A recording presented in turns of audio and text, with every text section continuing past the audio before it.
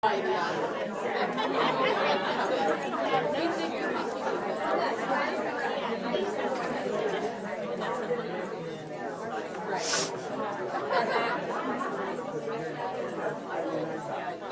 it's not.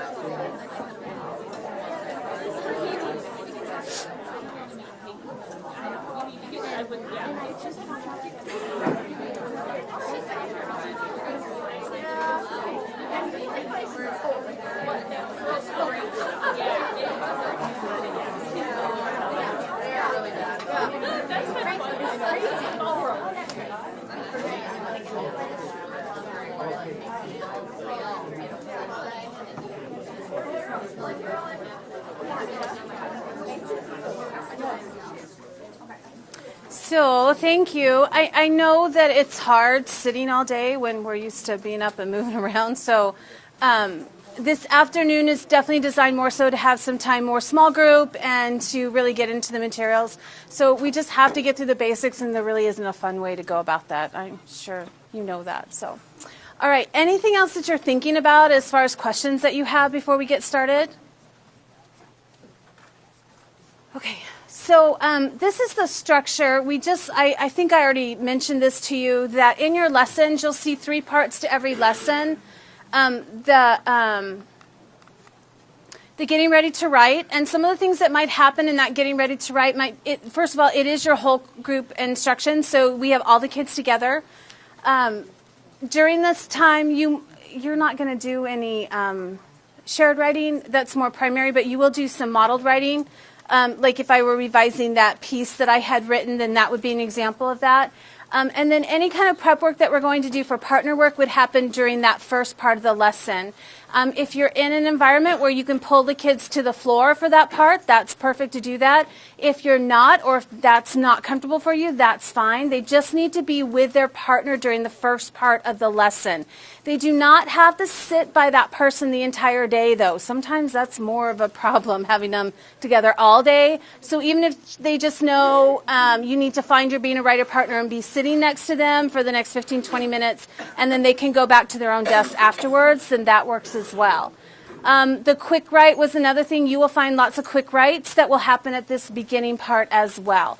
Remember, 15 to 20 minutes, you want to cut yourself off at that 20 minutes, because we know that oftentimes they're done anyways and they're not listening to us anymore, but really they're intended to be done in that time frame.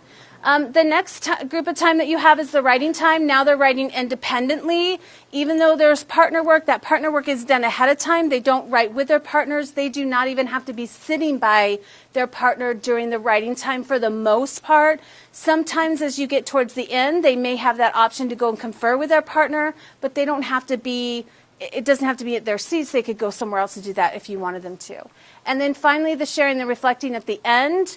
I like to have them come back to the floor, but sometimes if I know I'm short on time, that may just have to be done at their desk, because, sometimes it takes an act of God to get them to move from here to here. So just depending on your time frame. But a couple things happen. Once again, it could be the sharing of the writing, but it could also be the sharing of the partnerships or reflecting back on behaviors, how the partnerships are working. One of the things that I hear oftentimes is, yeah, but they just don't get along. I can't do the partnerships because they don't get along. This is an opportunity in your lesson to solve those problems. So rather than saying that they can't, let's take this last time and let's think about some solutions together of ways that we can go about solving those problems. So that would be the only part of your lesson that I would say would be okay to change and to not ask what's in the lesson. So let's say that you taught a lesson and you notice that there's several groups where one person is doing all the talking and the other one is doing nothing. Okay, that's obviously not okay. It's something that we want to address. So instead of asking or doing whatever it says at the end of the lesson, I would use that share and reflection time to reflect on what happened specifically in my class. And I would say, I'm noticing that some of you are having a challenge in your partnerships, and that one person's doing all the talking and the other one isn't sharing and contributing. So the first thing I would want to know is, tell me some reasons why you think a partner would not share.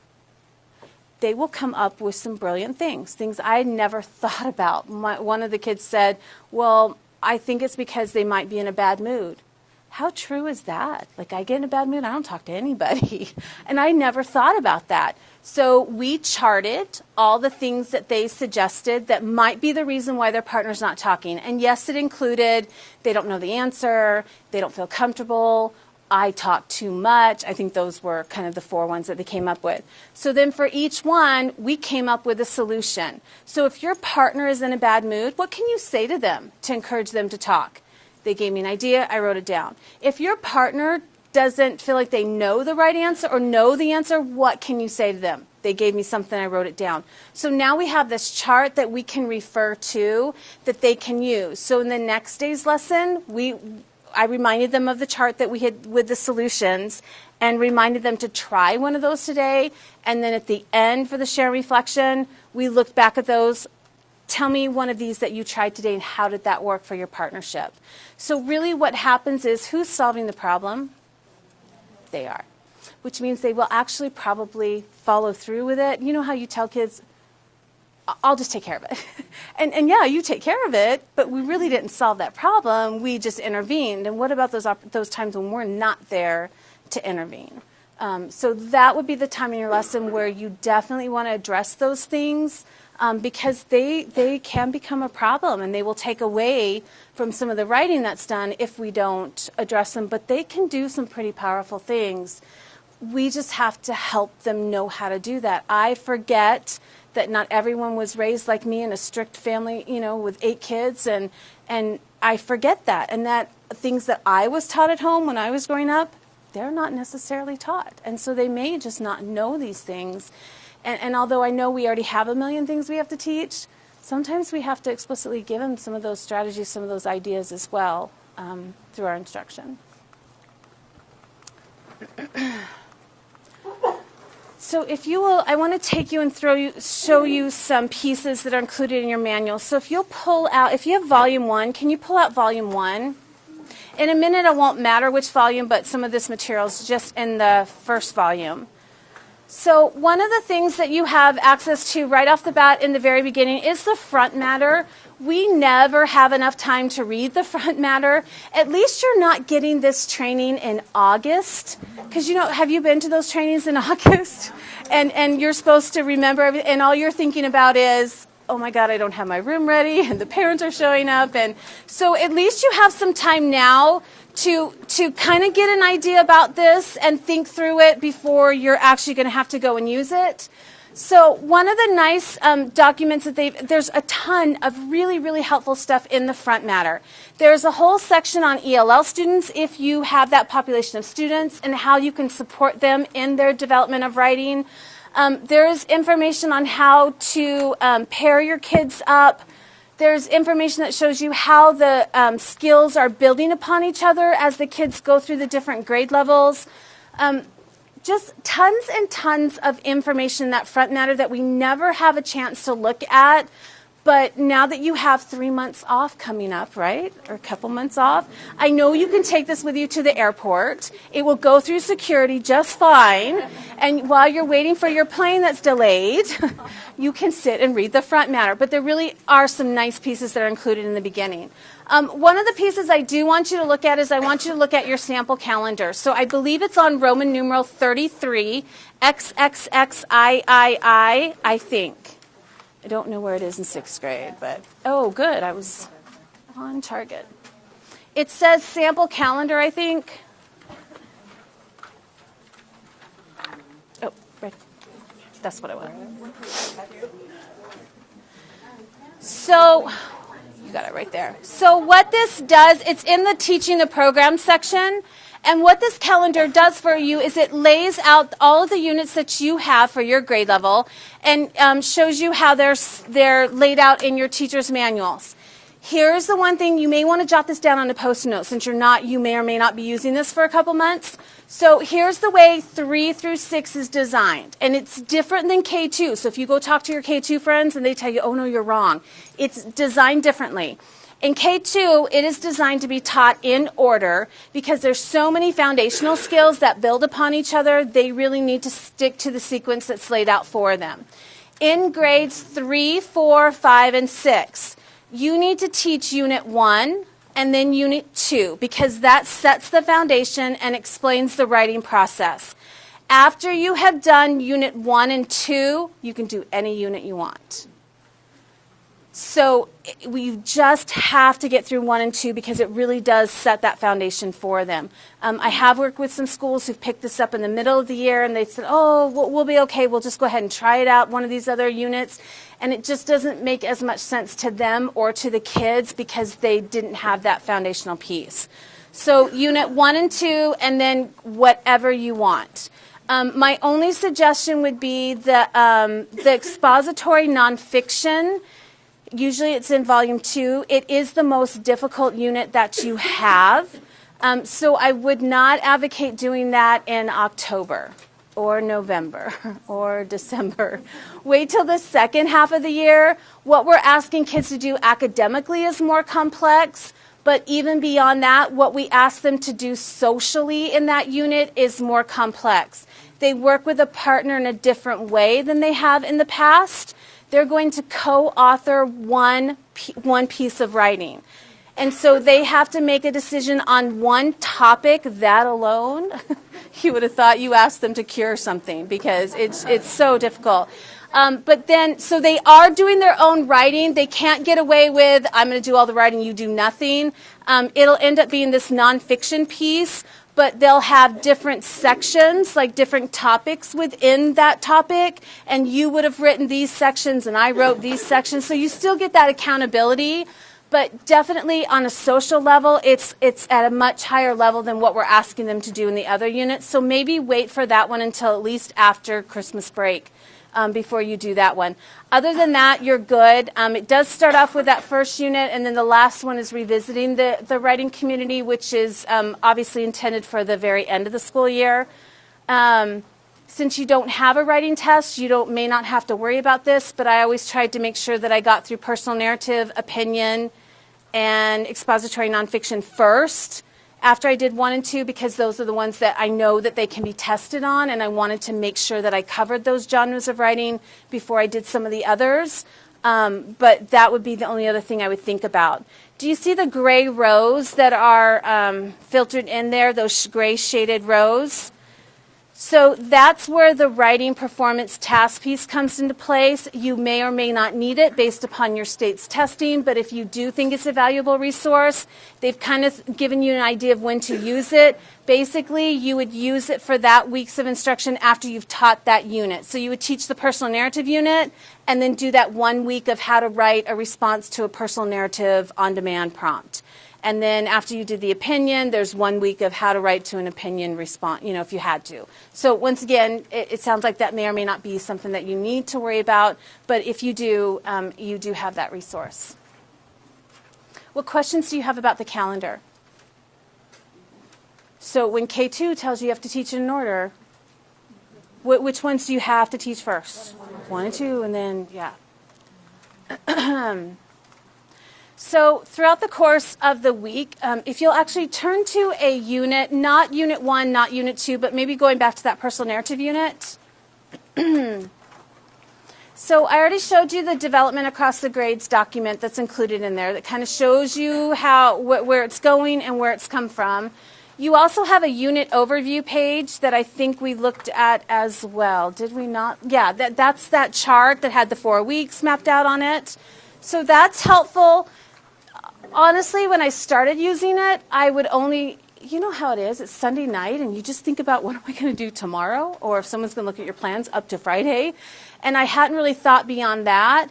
And so what would happen when I first started using this is I would think, but gosh, they're not doing this, this, and this. And I'd start adding lessons only to find out, oh, it comes in week 2 or it comes in week 3. So sometimes that unit overview is helpful just to kind of give you a brief understanding of where the unit is going so that you don't feel like I have to add in lessons. You can see if they are included or not. And then if you'll go into, after that page, you should find a week overview of the week. So it'll say week overview, I think. And so that will give you just specific information for that week. Anything you have to do ahead, it lets you know. It gives you the pictures of the books, which may seem completely insignificant, but I can't tell you how many times I've gone through that box looking for a title. I can't find it. I look at the picture, oh yeah, I passed it 3 times, know exactly where it is. So for me, I like that feature. It tells you all of the online resources that you have access to, which we'll look at later on. And it also gives you the writing and social development focus for the entire week that you'll have. Yeah. Oh, yeah. On the online component, if you are like me and technology is not your friend, you're trying to be friends with it, but it doesn't always work, you can teach the entire program without that piece. It's not contingent upon that.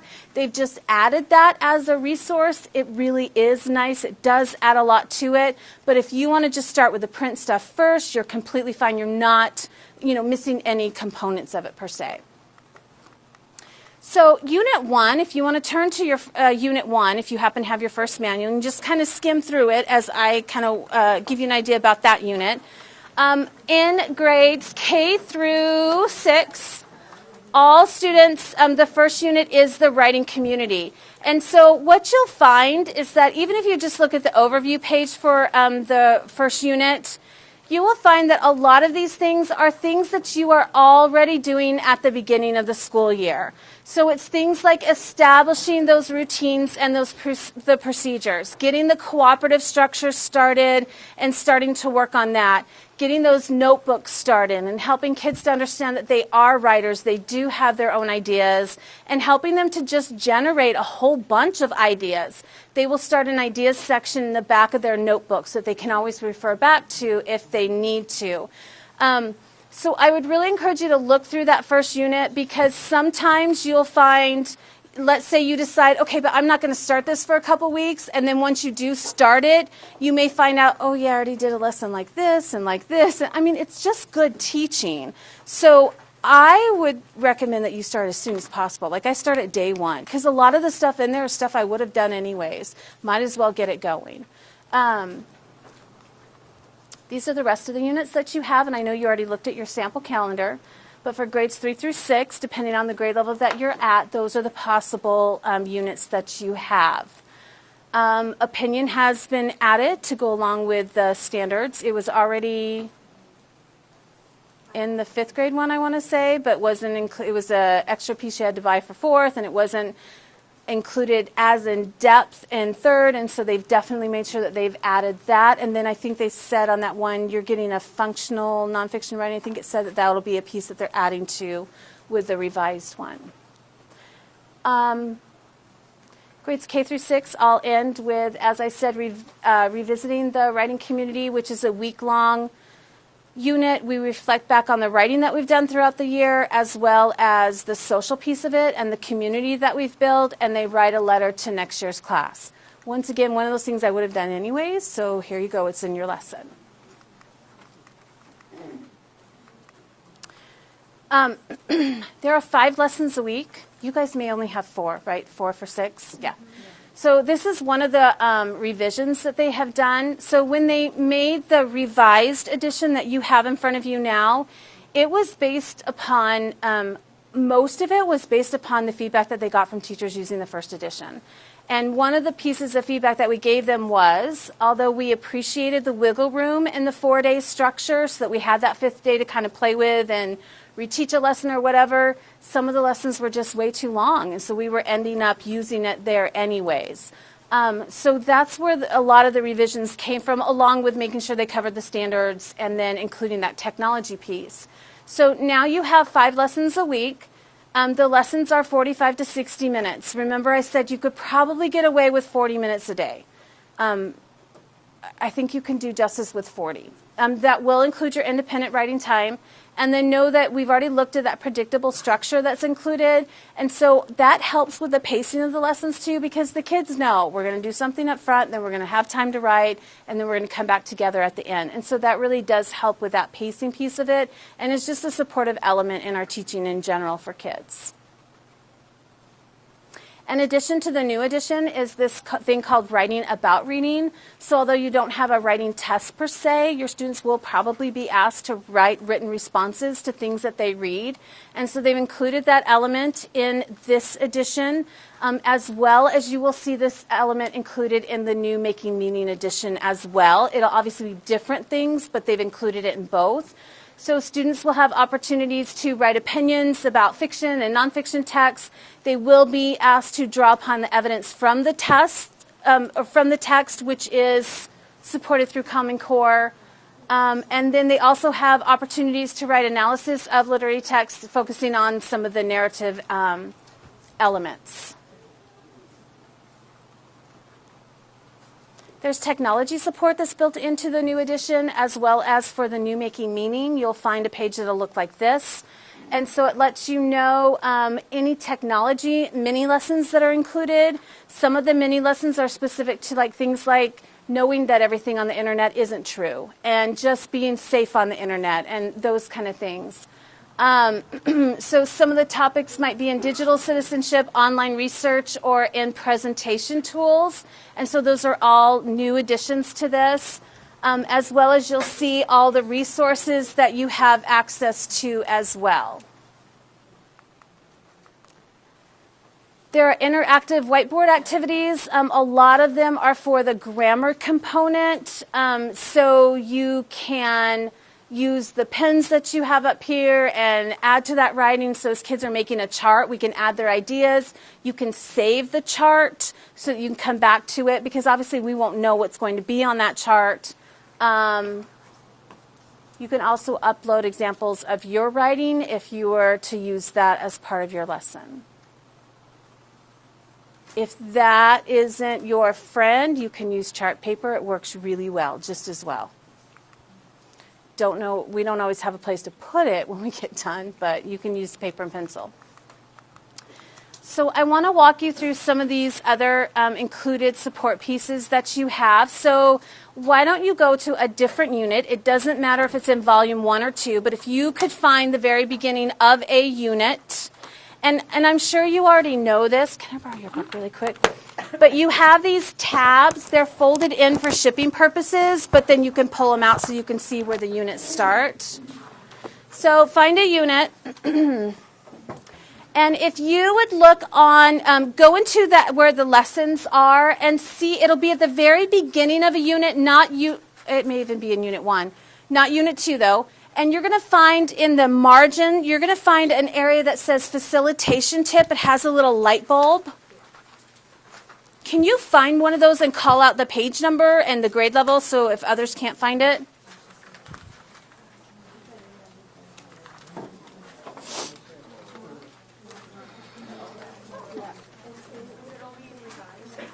No, it should be in there too. 131 grade 3. 131 grade 3? It should be in there.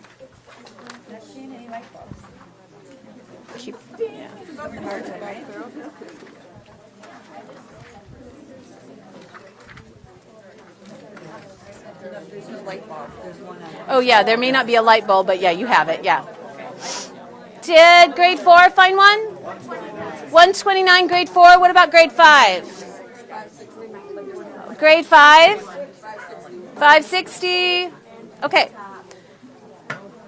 So, anyone not find one? So, one of the brilliant pieces that I absolutely love about this, and you'll also find these in your Making Meaning, and a lot of them are going to be the same. So Common Core has asked us to make this shift in our classroom, where we kind of turn it over to the kids and we're facilitating that student talk, and that there should be more student talk, less teacher talk, but nobody really tells us how to go about doing that. And so these facilitation tips will help us to kind of make that shift in our classroom. So at the beginning of each one of your units, they will share with you a new facilitation tip, and they will continue to encourage you to use it as you continue on throughout the unit. So the first one is probably going to be looking at the speaker. And so we encourage the kids to look at the speaker, whoever's sharing, because that's setting them up for getting them to start listening to each other and not just listening to you. Who has another facilitation tip that you found? Wait time. So wait time, you pose the question and then you wait before you tell them turn to your partner or even before you take responses. And it's amazing how if you pose a question and you just tap your foot to like 5 or to 7, you'll get those 4 hands that come up every single time. But if you keep waiting a little bit longer, you'll get more and more hands because they'll, oh, okay, she's not calling on those 4. I think I'll raise my hand today.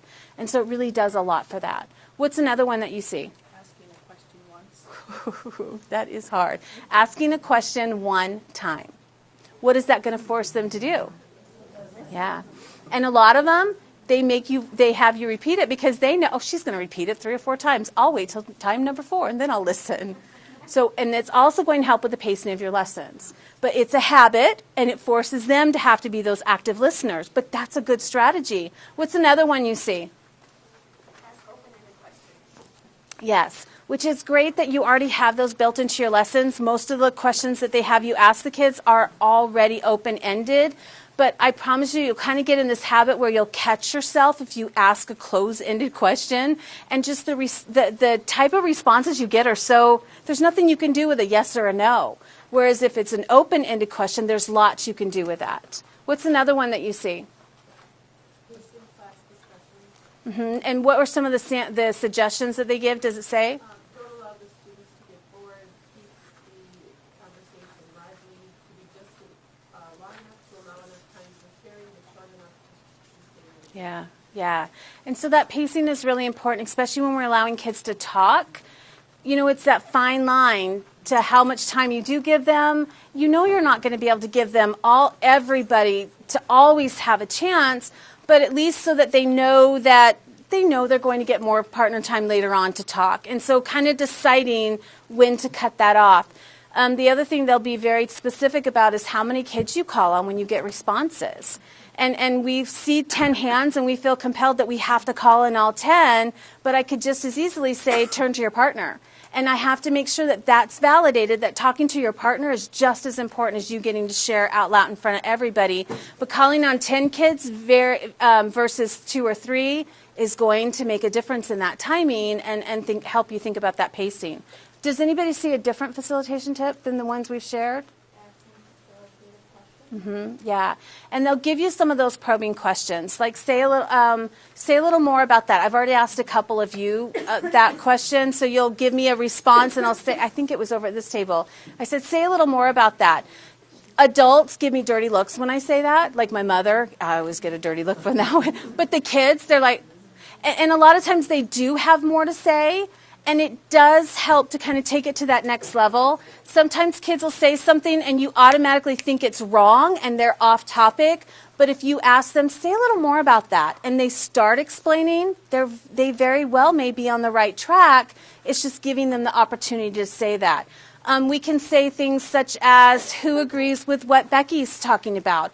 Or, no, yeah, that would be right. What can we ask Scott about what he just said? Who can add on to what Patty said? So those are those questions that they'll give you examples of that you can use to kind of extend that. Anybody else see another facilitation tip? Ours says the mutual response. Mm-hmm. Mutual response, yeah. There's another one, and it's not repeating what the kids say. Think about how many times that we do that. Yeah, that's a hard habit to break. But if we repeat or paraphrase what the kids say, oftentimes we change what they say to make it right or whatever. But if we repeat it, they're not listening to each other because they know Miss Witt's going to say it in just a second. I'll just wait till she says it. And so it really kind of forces them to listen to each other. So these are the facilitation tips that are built into it. Once again, it's nice. Making meaning is going to have the same one. So if you're working on getting them to look at the speaker and making meaning, chances are it's one of those first facilitation tips here as well. Can you look in the margins and find a section that says teacher note? It's in the margin.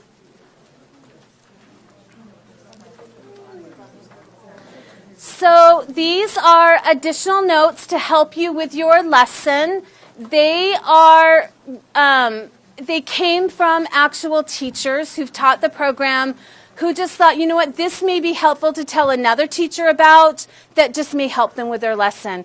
You know how when we teach kids to read nonfiction, we tell them to read everything, and then I'll go and read my manual and I just read the middle part and something won't work out right, or I'll have a question, I'll go back and look, and yeah, had I read that, it really would have helped. So they are really helpful, and just knowing they came from teachers who've actually used the program. Look for an ELL note. It'll also be in the margin, and I think it has a green circle.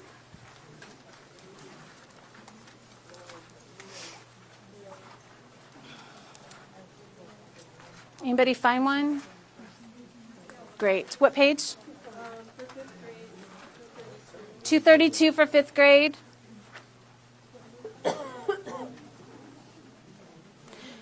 So the ELL notes are provided throughout in case you have that population of students.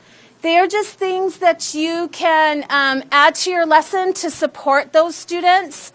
To be quite honest with you, it's just good teaching. And a lot of times it's not my ELL kids only that I use those things with. A lot of times I'll use it with some of my other kids too. It just makes sense, things I hadn't necessarily thought about. So I don't want you to limit it to just that population of students.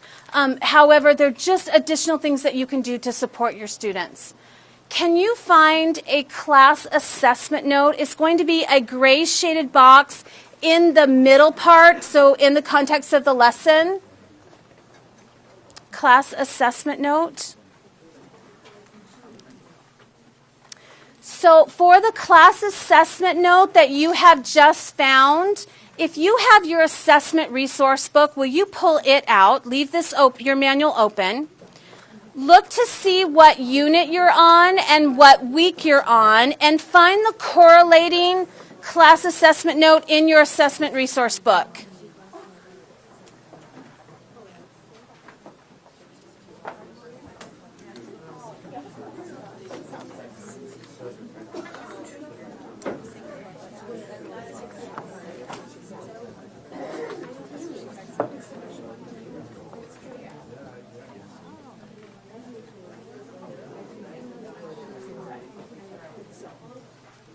Okay, so I point this out because it's in two different forms. When you see a class assessment note in your manual where your lessons are, it's an indication for you. It's a type of an assessment, but it's just an observation assessment. So when I see a class assessment note come into play, I'm going to take my writing time and I'm going to just observe the kids looking for whatever it is that they have me looking for, which are specifically directly related back to what I've been teaching. I'm just looking for evidence of those. And the sheet that I'm going to record on is in the assessment resource book. Do you see how it's just in a different format, but it's the exact same criteria that you're looking for? It's just in a kind of a chart format. So on the document in the assessment resource book, it has the 3 columns, almost or most of the students, about half of the students. Does it say none or a few? No? Okay. So I'm not good with check marks, so I think about it as, you can either do it as check marks, and so whichever one you feel evidence of, you would mark that box. I think about it as tally marks, so as I'm walking around, if they have it, I put a tally mark in the first box. Kind of have it, I put a tally mark in the second box. No clue at all, I put their name in the third box, because I need to know who those kids are so that maybe I can find a group of kids that I can pull and confer with to kind of help them out. It also gives you suggestions on the bottom for what you can do with that information. I spent probably 2 or 3 years, I never used those, and then I started using them, and gosh, what a great, so much information to help me figure out, yes, they are getting it, no, I need to go back and reteach something, or even just looking at it at the end of the unit. You know how you get done with something and you just feel like, gosh, they didn't do as much as I wanted them to do? You go back and look at that first class assessment note and look at the last one or what their products are, you'll definitely be able to see that growth that happened. You can either copy that page and just do it paper pencil, or you can pull it up on the Learning Hub, on the assessment app, and you can do it electronically on your tablet and store your data that way. It's completely up to you. And I'll show you that piece when we get to the technology. What questions do you have about the class assessment note? I'll be honest with you too, sometimes I tied it to a standard and used it as a grade because I had to get some grades. And so some of those things I had standards that matched them. And so I wouldn't necessarily do it in the very beginning, but I knew it was something I'd be looking for eventually, and I could take it and use it for a grade. Can you go back to your teacher's manual? Keep your assessment resource book out, though. Will you look for a conference note?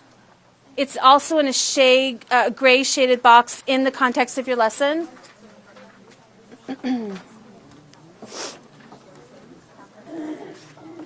Teacher conference note.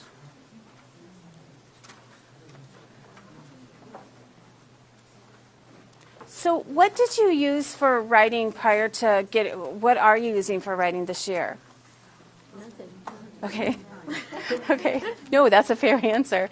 So prior to using being a writer, I had always used a workshop model. So the workshop model has that mini lesson in the very beginning, and then you have the time to write where they're doing the independent writing, and you're conferring with kids, and then you have the share and reflection. So it's the same model. I had used Lucy Calkins for 2 years, and then I came across this and started to use this. So this is still a workshop model, which I appreciated because it was something I believed in philosophically.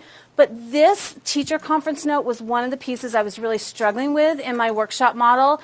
I never knew what to say to the kids. I wanted to talk to them about 20 things when I knew I was only supposed to talk to 1 or 2. I didn't know how to refine that.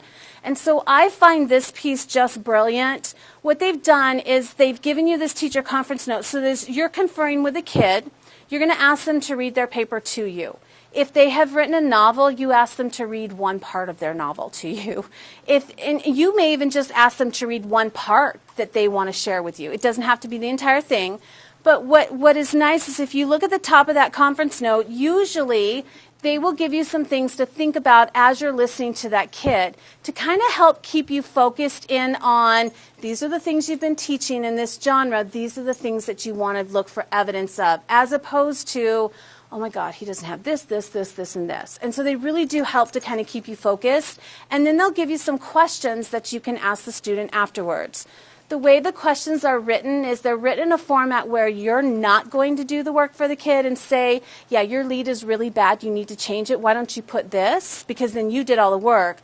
They're written in a way where we get the kid to see, oh yeah, I remember us talking about leads and they have sensory details. Maybe if I added this to my lead, the reader would be more interested. So they kind of see it in a different light. It doesn't become, I mean, it's criticism, I guess, but not in a negative way. And really, they're doing the work. You're not doing the work. You're just guiding them in that direction.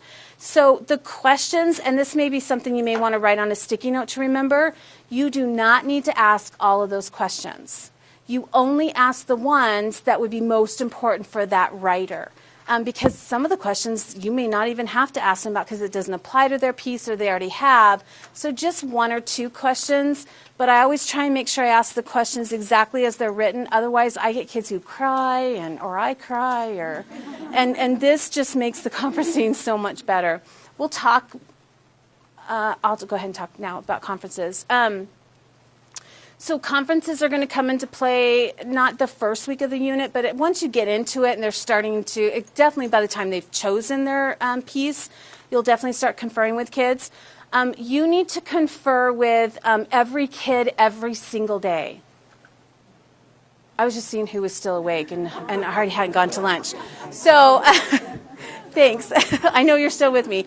So the suggestion in being a writer is that you confer with your kids 1 to 2 times over the course of a unit. That's doable. We can do that. And how do we get away with that? Well, in that revision that I just did with you, that guided rereading of the drafts, that's something we would have done individually that now we're doing whole group. Then a lot of the other revision is going to be done in partners. And I know for me, that was a scary thing. I was like, no way, it can't happen. It's amazing. You know how you'll say something to a 10-year-old and they'll just look at you like, yeah, right. Another 10-year-old says the exact same words to them and now all of a sudden they get it. Same thing happens in that revision. So a lot of the work is either being done through the guided rereading of the drafts or through the peer revision. So honestly, I promise you when I got those papers and when I conferred with them, they really weren't that bad. There wasn't as much to clean up as there had been in the past. So 1 to 2 times throughout the course of the unit. The other thing is conferences should not be any longer than 3 or 4 minutes. If you go any longer than that, who's doing all the work? Chances are you are. So just 3 or 4 minutes. Use the conference note to kind of keep them direct and specific back to what you've been teaching. If you feel more comfortable going to the kids, that's fine. There's benefits to that, in that I can say something to Jennifer, and I know other kids are stopping and listening, but maybe they need to hear it too. That could also possibly be seen as a drawback. But then sometimes it takes an act of God, like I said before, to get them from their desk to you where you're conferring at, and it takes all that time. And so you kind of just have to decide which is more comfortable for you. I usually start off the writing time, I call them drive-bys. You know those kids you have to talk to every day? So after my time of writing, there's a couple kids I just have to check in with, but it's just quickly checking in. I'm not actually documenting what I'm talking to them about, and then I start those conferences where I'm actually going to have the documentation.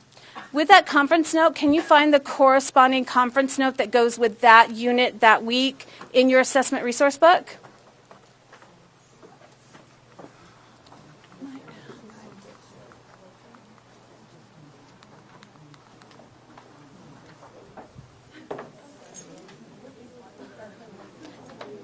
So for most of the units, there are 2 conference notes. There's a Focus 1 and a Focus 2.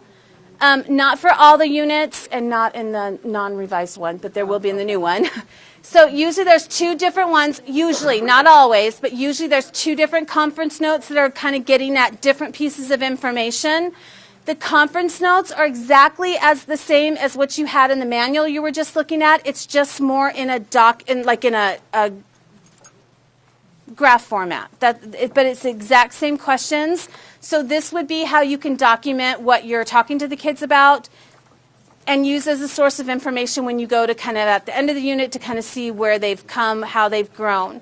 Can you jot this down, though, because it's kind of confusing. In Unit 2, the conference note is more of like an interest inventory, so it has like a gazillion questions. Once again, you don't have to ask them all, and it really, the purpose of it is more so to kind of get to know them as a writer. Your other conference notes won't look like that. They'll be more directed towards genre specific. So just know that, because even if you just look at the conference note that's in Unit 2, if you want to go ahead and take a look at it, you'll see how it really kind of is more of an interest inventory. The conference notes, you can reproduce those pages, one for every kid, or you can go to the assessment app that you can get access to through the Learning Hub, and you can record your conference information online, and it will save all of that data as well.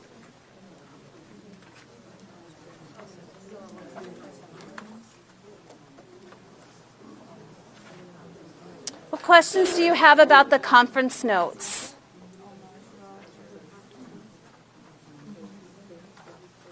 Okay. Can you find in the margin something that says skill practice notes? You guys won't have it. Skill practice notes. It'll be in the purple margins. You may have to go a little bit into the unit.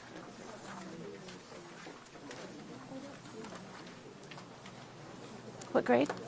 Third grade, 153. Third grade, 153. Does anybody else find one? 138, fourth grade. What about fifth? 120 for fourth or fifth? 128 for fifth grade.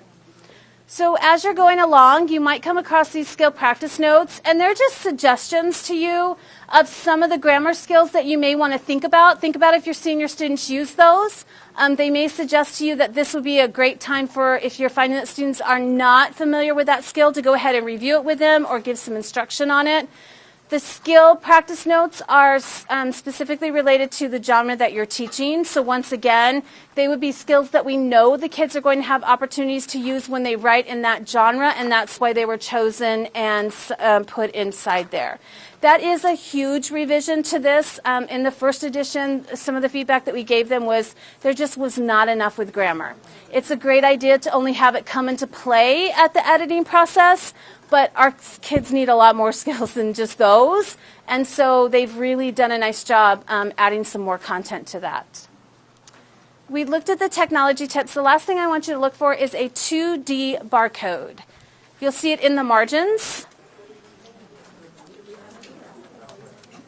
It was before 2Ds were made. Yeah, no. You will, though, in the revised. And you will in making meeting. Oh, but sorry, that was a bad topic. Sorry. Okay, so when you come across a 2D barcode, it's one of those new things where you scan it with your phone. I already see somebody trying it out. I hope it works.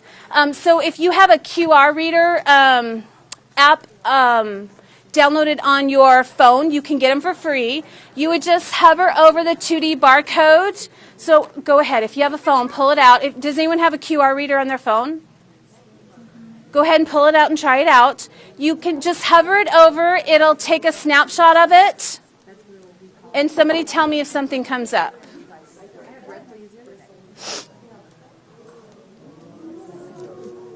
Oh, something came up. I don't know if it was good or not. What? Yeah, it's going to give you a quick link to a 2 or 3 minute video. So this is called embedded PD support right at the point where you would need it. So the pieces that they're coming up with are things that you're actually using in your lessons right then and there. So it's either a teacher talking, giving some more information, or it's in a classroom so you can see evidence of maybe a turn and talk or whatever it is that they're having you do at that lesson. They're not intended for the kids. They are for you, but it's just 2 or 3 minutes. Sometimes I just need to see it to understand what it is that they're talking about. So any chance that when you see those, they are really good to pull up. You can also, I worked with a gentleman in Kentucky who does not believe in cell phones, and so he couldn't get away with it. I said, you can go to Learning Hub. He did have a computer. You can access all of them on the Learning Hub as well. They have them all for that unit, and you can watch them there. It just was really smart that they did that. We all, a lot of us have those readers on our phone, and sometimes we just want that quick, fast information. I think it also gives evidence that, there's other people who actually use this program and do some pretty neat things with it. So do take advantage of those. You will also find those all throughout your new Making Meaning kits that you get as well. They've included that support. Okay, what questions do you have at this point?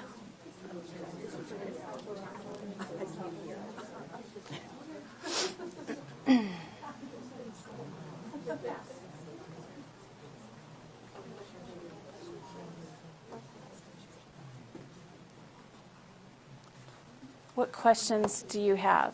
What are you thinking about? Besides lunch? Yes. Could you just tell me more about the driving experiences you've had with working with special ed? Yes. How you modified, lessons and special ed? It's such a great question, yeah. So the question is in regards to special ed students. So I can tell you 2 different ways. I've seen it a self her more challenging. They were students who needed to be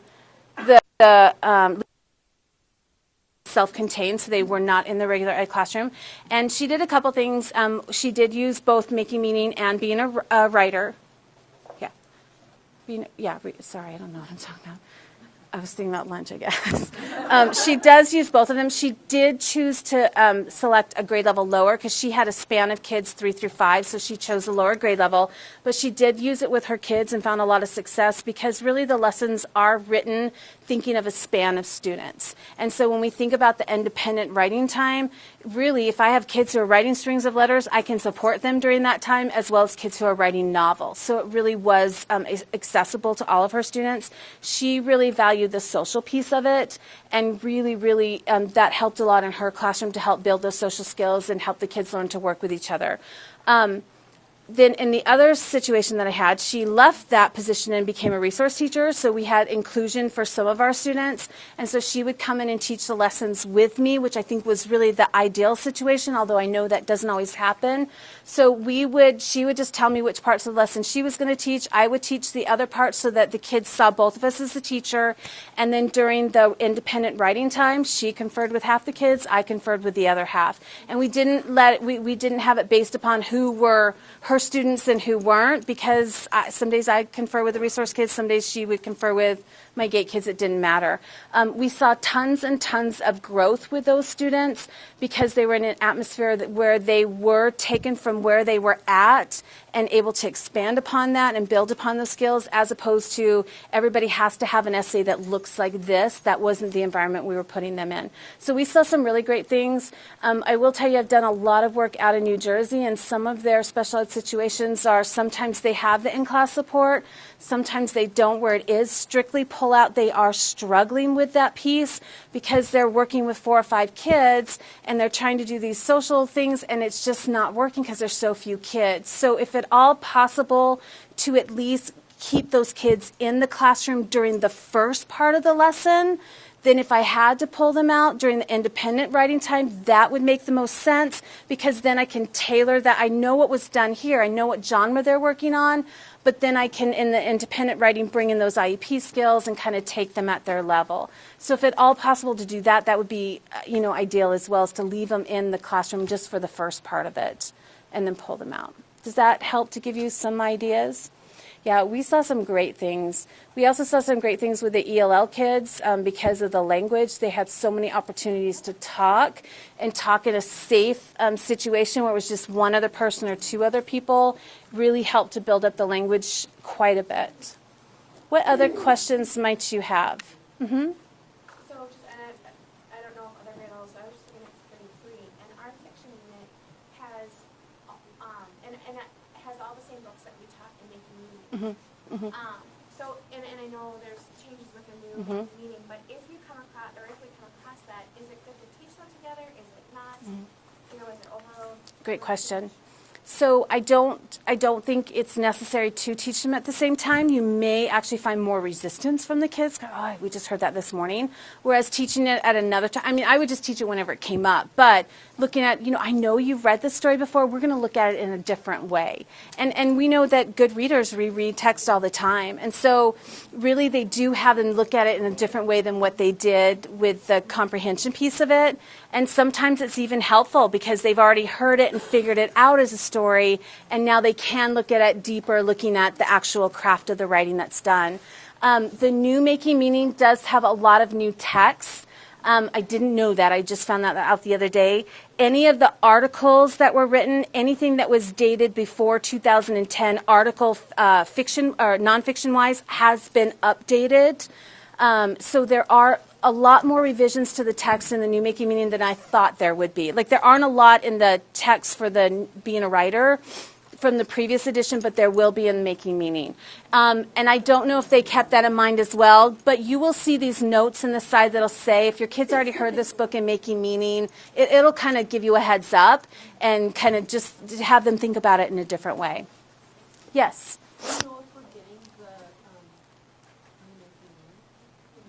My understanding was you were. Yeah, for the most part, anyone who purchased it this year, you automatically get the new one. You just have to pay for the shipping, and you'll get the revised one. Yeah, so that was one of the things I was asked to cover, was just to kind of think about the 2 of them coming through. But you're not going to have to learn a whole new program. Like, you have a general understanding of Making Meaning. It's just going to have some enhanced features to it. What other questions might you have? So I know I have some people who are not returning for the afternoon, I think. And so I just want to make sure that I've covered everything for them, that I don't know who you are, but if you want to think about if you're one of the ones who aren't coming back, if you have further questions, if you want to just let me know before you leave. For those of you who are returning, the afternoon, what I'd like to do is I really want us to I've kind of given you a brief overview of the grammar component. We've looked at the assessment resource book, but not in depth. We've talked about the technology piece, but we haven't gotten on there. And those are the 3 I want to look at. So when we get back from lunch, I really want to give you some time to divide up into some groups based upon one of those 3 pieces. really get into that component and look at it to see what it has to offer. The other thing that I want to do when we get back from lunch is I would like for us to get logged on so I can show you the Learning Hub. You can create your accounts and see what you have access to. We'll probably do that at the very end so that you all have an account and can go and use that also when you're sitting in the airport waiting for your flight over the summer. So with that being said, we are going to go ahead and leave for lunch, but I have a really important announcement about lunch. We need to change the timing of lunch just a little bit. I know people are like, really? I got to come back early? So it is 11:25. Can you be back ready to go in your seats, ready to go at 12:45? Okay, go quick. I'm giving you an extra 20 minutes. 12:45. You're welcome.